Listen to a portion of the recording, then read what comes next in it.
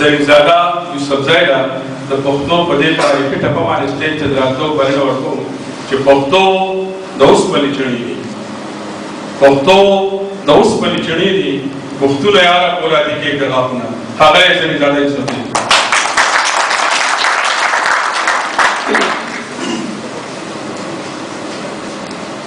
د ټولو نه اول زه تاسو ټولو درنو خبرو دغه پښتنو ته خیر راغلی وایم.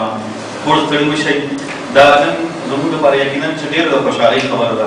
موږ ډېر خوشبخته یو چې نن موږ دلته د پښتونخوا د سیمې د ګوټ ګوټ ځای نه خلک دلته لرو.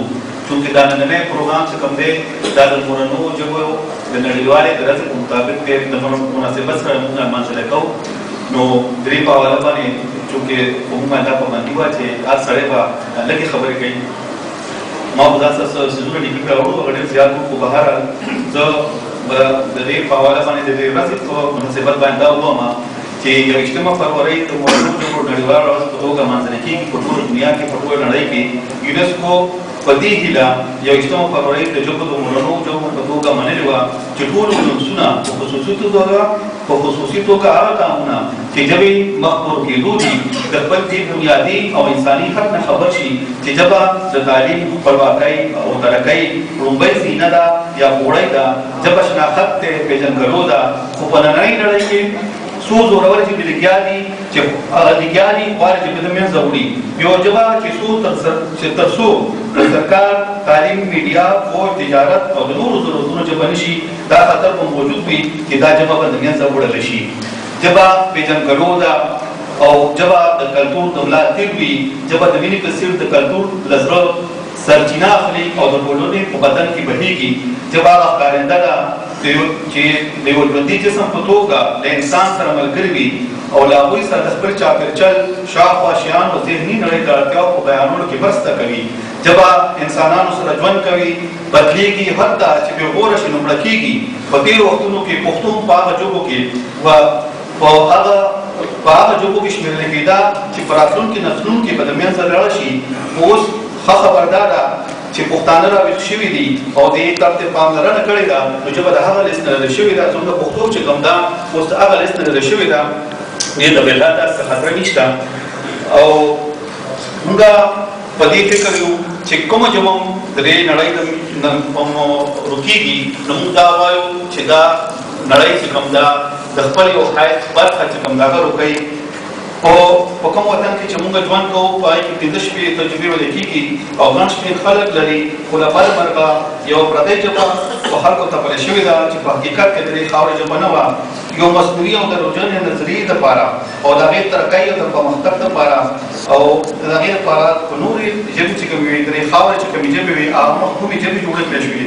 او په دې صوب باندې پښتو سره خو هغه کانې وشوې چې د مثال په توګه که تاسو چېرته یو تعلیم یافته پښتون نه تپوس وکړئ یا ورته چېرته تعلیم یافته پښتون ته ووایئ چې یاره په پښتو کې لیک وکړه نو هغه به درته زر ووایي چې زه په پښتو باندې نه پوهېږم. هغه هر څوک هغه 14 پاس کړی که 14 پاس کړی هغه دا ډېر په ویاړ سره اکثر وایي پښتونخوا خبره زه سپېشلي پښتونخوا خبره ځکه کوم چې هلته اکثر خلک په دې خبره باندې ویاړ کوي. دا وایي چې یاره زه په پښتو باندې نه پوهېږم. هغه د دې حقیقت نه وي خبر چې یو سړی علم وکړي، پوهه وکړي، نو هغه ته پکار دی چې هغه پردۍ ژبې مې زده کړي. یو سړی د مور په خپل چاپېرچل کې، په خپل کور کې او په خپل انګړ کې چې کومه ژبه زده کړي هغه نه لیکلی شي نه یې لوستلی شي. نو دې مطلب دا چې هغه تعلیم نه دی کړی، د هغه ذهن روښانه شوی نه دی، هغه جاهل پاتې شوی دی. او که چېرته ورته ووایي چې اردو کې تاسو لیکل وکړه نو داسې اردو به درته ولیکي چې د مذکر او د مؤنث سره به خو هغه چل وکړي چې ته به د شرم او اوبو وشوې خو هغه په دې نه شرمېږي او هغه به داسې په بې شرمۍ سره وایي چې ته به په زړه کې وایي چې یا خدایه دا پښتانه خو د دین شول د سادین شول. نو ملګرو د ترقۍ او د پرمختګ لاس په دې کې دی چې تعلیم د مورنۍ ژبه کې شي، خصوصا ماشومانو ته چې تعلیم چې کوم دی هغه په مورنۍ ژبه کې ورکړی شي. د مثال په توګه که تاسو وګورئ هغه ټولو قانونو ترقي کړې ده. فرانس، جاپان، جرمني، چین او روس داسې نور ټول چې په کومو خلکو ټول د فوج، د میډیا، د تعلیم، د هر څه ژبه چې د هغې مورنۍ ژبې وي هغه قانونونه چې کوم دي نو هغه نن ډېر په مخه تللي دي. او هغه خلک چې چا خپله ژبه چې کومو خلکو نه خپله ژبه بې غوره پاتې شوې ده هغه خلک ډېر وروستو پاتې دي. په د یو خبره بهرحال زه کول غواړم هغه دا ده چې په تېرو شپېتو کالو کې په پښتونخوا کې پښتو ته یو داسې حیثیت ورکړی شو چې پښتو به چا ویله نو دا به وي چې دا د وطن خلاف دی یا د نظریې یا د سوچ خلاف دی. خو ډېر د خوشبختۍ خبره ده چې په تېرو ورځو کې حکومت دا فیصله وکړه چې د لومړي ټولګي نه واخلې تر 12 ټولګي پورې به دا پښتو ژبه چې د ښوونځو کې او تر پوهنتونه پورې به لکه دا لومړي ټولګي نه تر 12 ټولګي پورې به دا د تعلیم ژبه وي او وروسته به بیا دا تر پوهنتونه پورې مطلب دا د تعلیم ژبه کېږي. مونږ د هغه ټولو خلکو ستاینه کوو او دا ډاډ ورکول کوو چې مونږ تاسو سره په دې نیک کار کې ولاړ یو او ډېر زیات ستاینه مو کوو. او دویمه خبر دا ده چې موجوده حکومت یو ډپارټمنټ جوړ کړی یو بل ډپارټمنټ جوړ کړی چې د پښتنو کلچر د هغې تاریخي ورثه چې کومه وه هغه چې په روکېدو وه هغه محفوظه کړي او د هغې لپاره یې مطلب کار شروع کړی. هغه هنرمندان چې چا به لوښي جوړول د خارې او نور هنري کارونه به کول هغه ټول اوس د هغې ته د حکومت په سرپرستۍ کې لګیا دي او د هغې ټولو څیزونو سرپرستي کېږي او مرستې کېږي. بهرحال زه ډېر وخت نه اخلم او ستاسو ټولو ډېر زیاته مننه کوم.